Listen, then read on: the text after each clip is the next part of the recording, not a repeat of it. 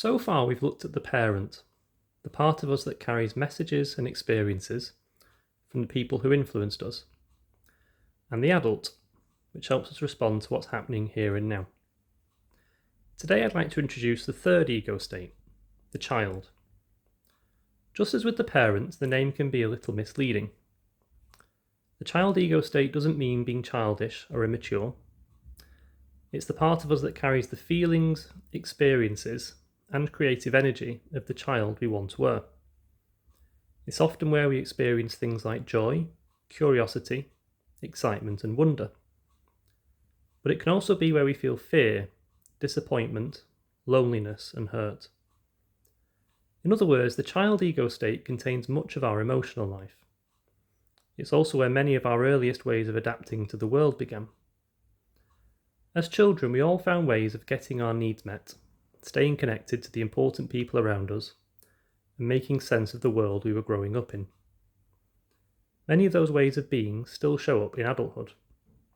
Sometimes they're incredibly helpful, sometimes they can leave us feeling stuck. Just like the parent, the child isn't something we need to get rid of.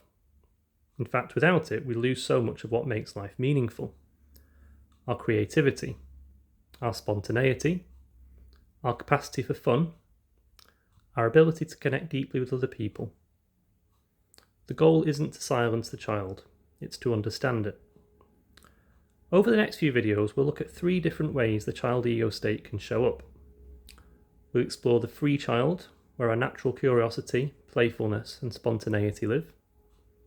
The adapted child, which develops as we learn to fit in with the people around us. And the rebellious child, which pushes back when something inside us wants to resist.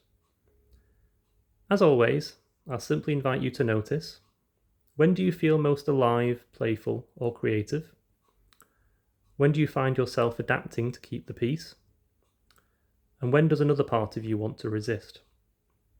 You don't need to judge any of these responses, just become curious about them.